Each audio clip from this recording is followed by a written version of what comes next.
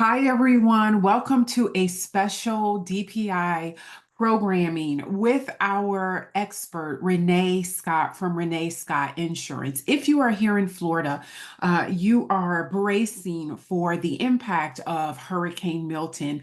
And the both of us just thought, in the midst of the preparation, we know that people are afraid, they are nervous, they're not sure what's going to happen, and those are normal emotions to feel as you prepare for a storm.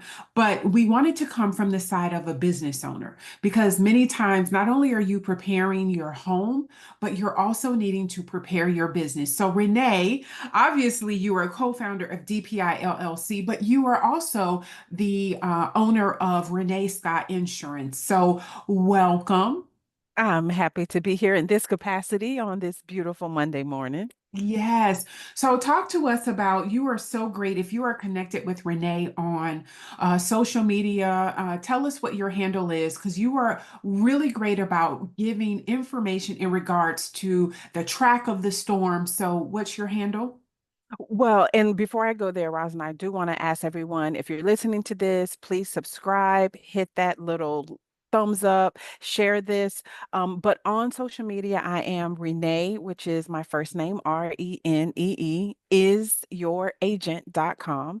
You can find us on LinkedIn, Facebook, as well as IG. And we are trying to put out as much information as possible for our community.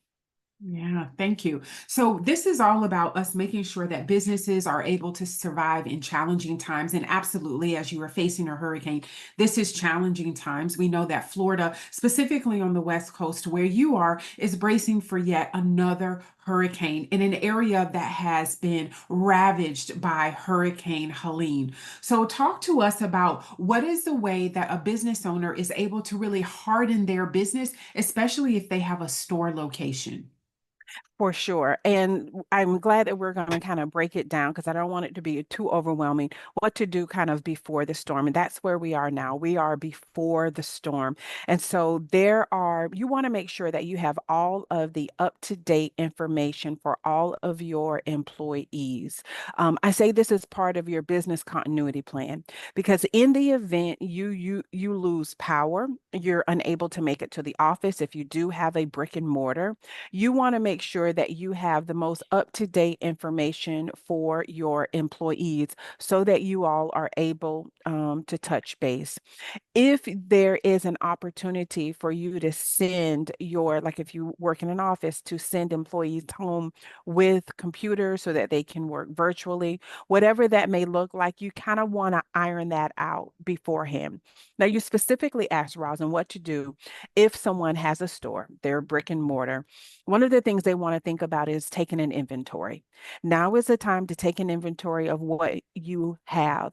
If you haven't done inventory in a while, you want to do that. And it could be as easy as taking some pictures, doing a video, so that in the event there is damages sustained to your property, you're able to show that claims adjuster and even yourself what you had, how many items and what costs those items were. So that's one of the very first things that you need to do.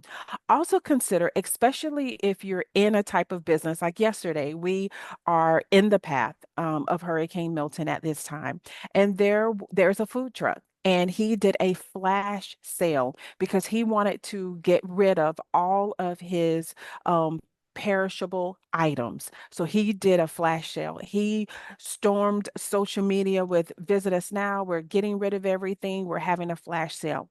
If that is appropriate for your business, maybe you're in the restaurant industry, especially if you're close to the coast, you're going to have to evacuate. The likelihood that you're going to lose power, have that flash sale. Get rid of those items.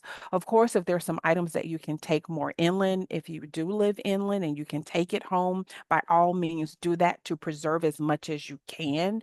But if there are perishable items, have a flash sale.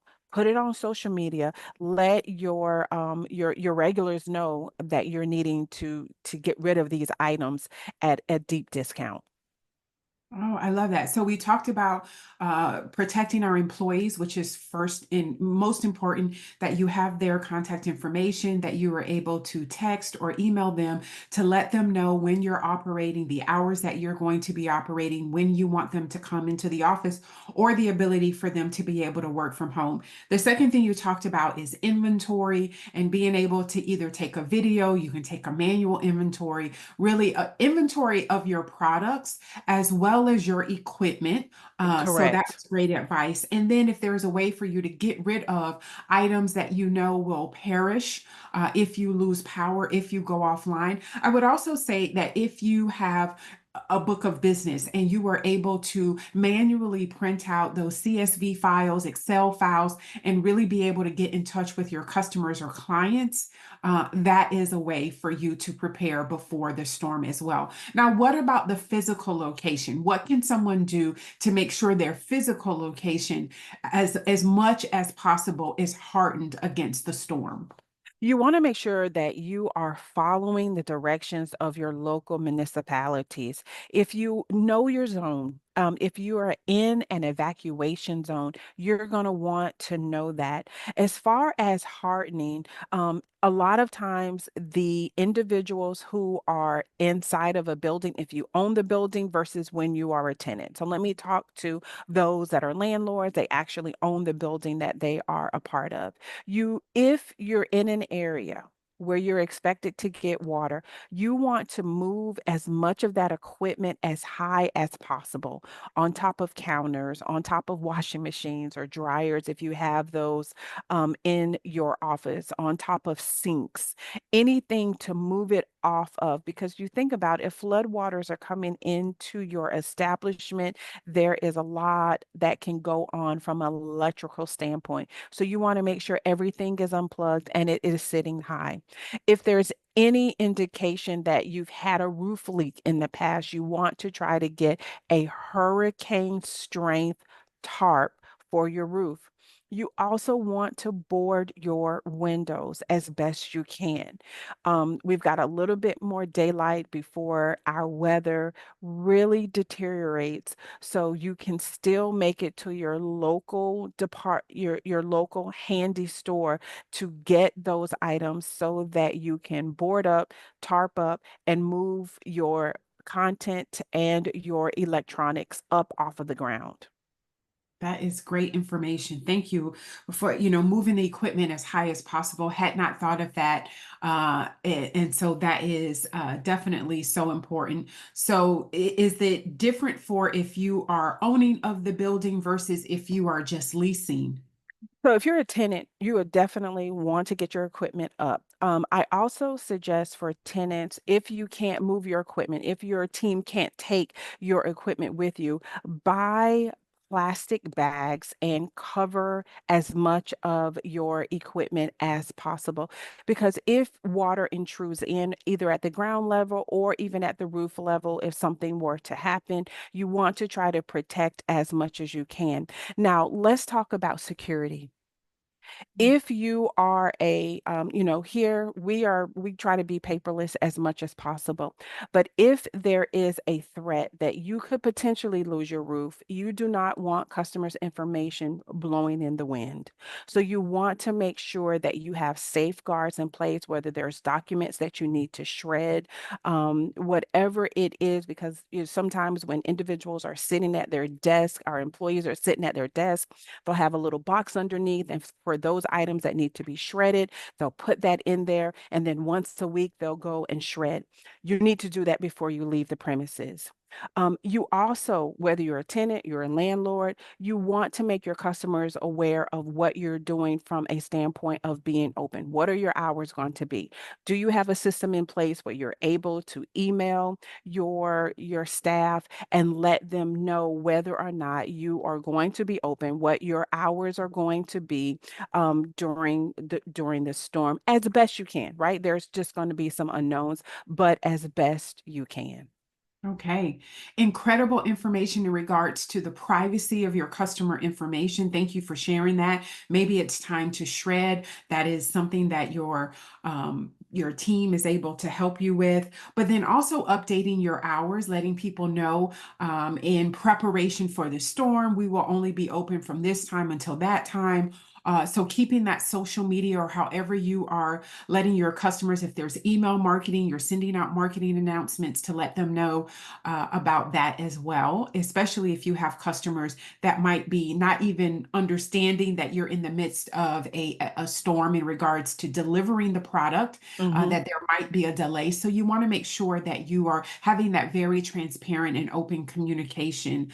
Okay, so that is what we do as we're preparing for the storm, as we're navigating in the middle of the storm. Again, listen to emergency management, stay off the roads. What will be what will be in the midst of the storm. But now let's talk about how do I get my business back, right? It is now after the storm, post storm, and emergency management has let me know that I am fine to go and see my establishment. What should I be prepared for? So, and I do want to circle back to pre-storm because one thing I didn't share is you want to get your insurance documents.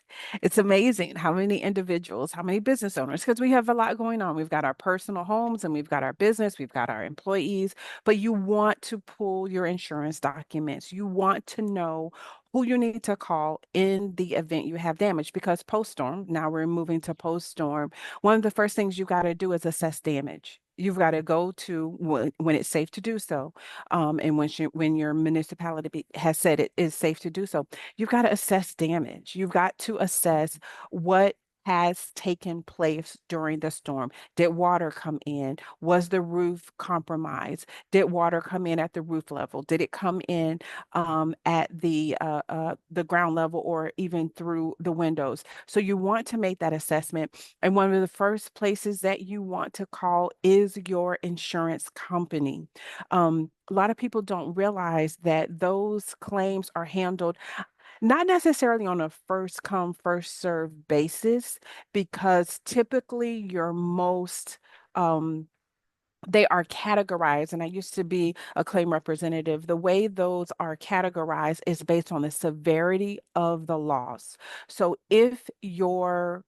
if you've sustained damage to the point where you can't open up, it's not habitable, you can't be in there, those are going to be normally pushed to the front because there are some of the most severe losses. But you want to get that information. You're going to want to know who your insurance company is, what your policy number is, so that and what the phone number is for claims. If you have an agent, then you also want to know the number for your agent's office.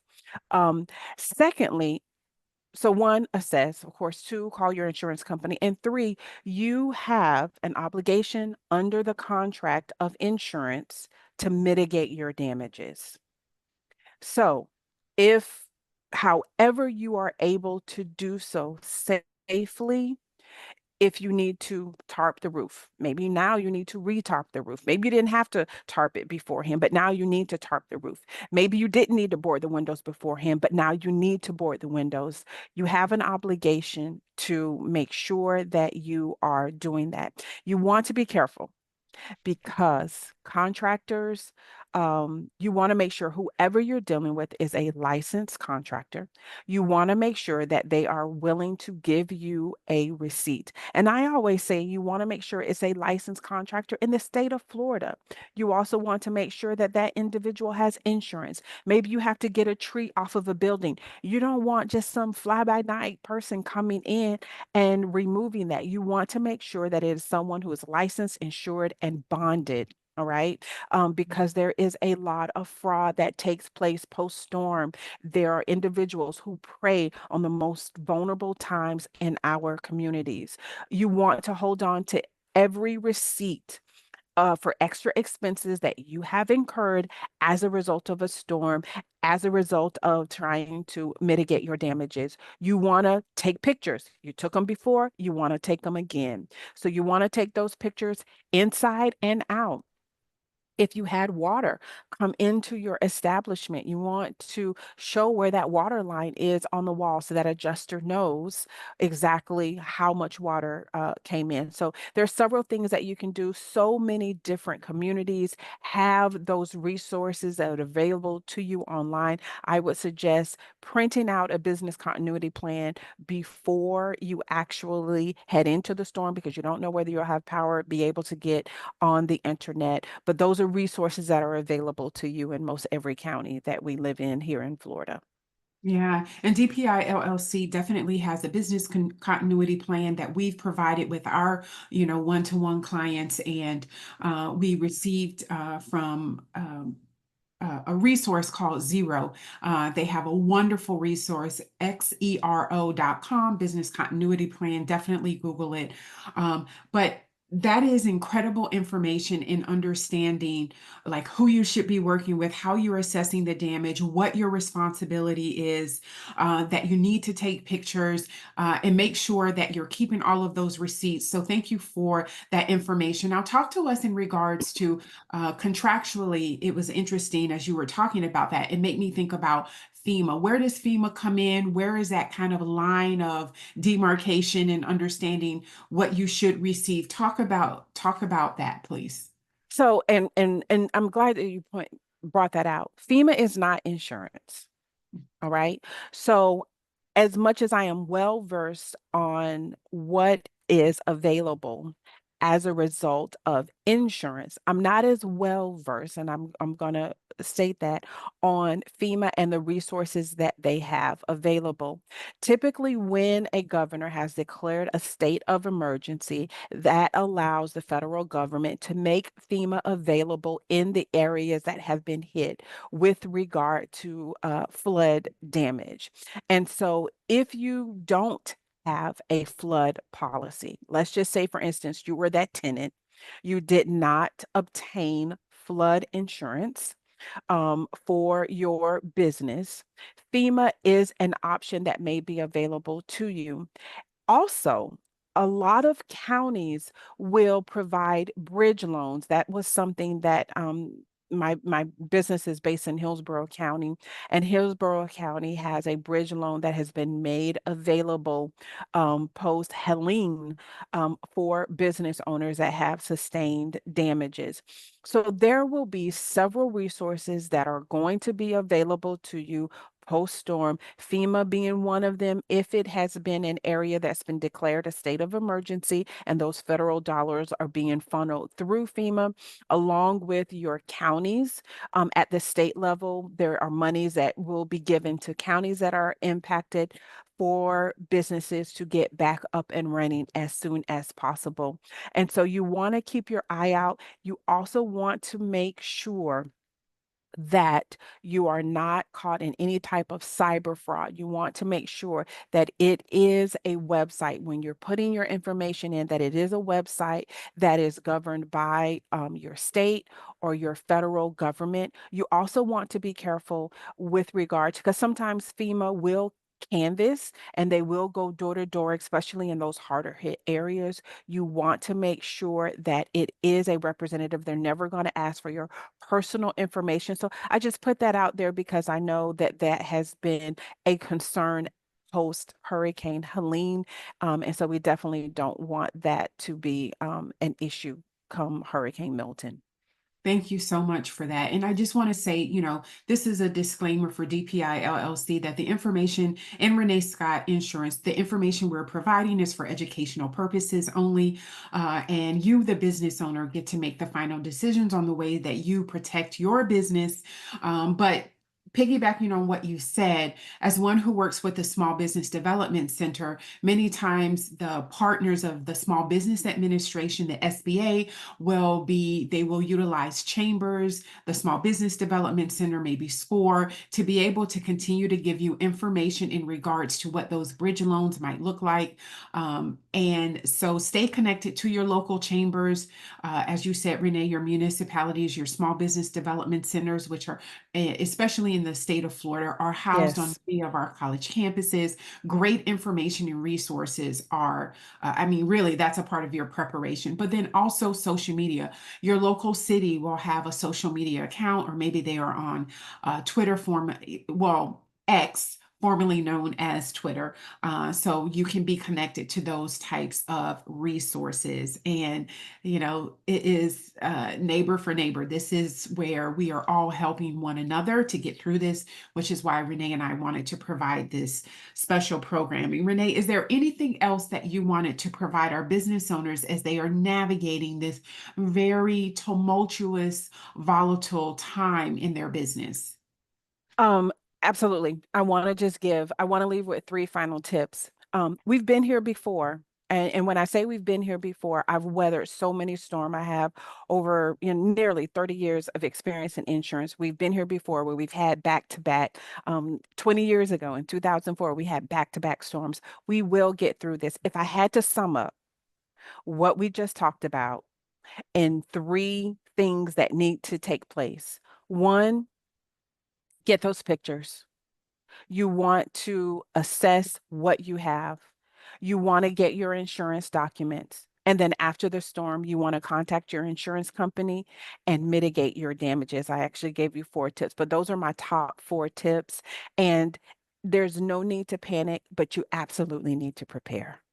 Yeah, absolutely. And I would say, think about it really in three buckets. You have your employees, the communication that you're giving to your employees. You also have your customers that you're letting them know when you're going to be back up and running, if there's going to be expected delays with their, deliveries, whether your business is able to be accessed, whether there has been damage to your products, or even your equipment, right? So you want to be honest in that assessment and be as transparent as you can with your customers. But then there's also your suppliers and your contractors and those where you have accounts payable where you need to be paying. And, obviously there will be a contraction of your cash flow. So you have to really work with your accountant, your financial manager. Hey, here at DPI LLC as your business advisors, we would love the opportunity to just kind of walk you through this process. But we thank you for your attention. If you have any questions, you can always email us at info@dpi, the number 2.com, or DPI, the number 2.com is our website. Renee, can you give us, if someone is needing to really understand a little bit more, how can they get in contact with you? Absolutely. Please reach out to us. Our number is 813-548-1985, and we can be found at Renee, that being spelled Renee. So Renee is your agent.com, and we are here to answer any questions you may have. Thank you, everyone. Be well, be safe, and stay dry.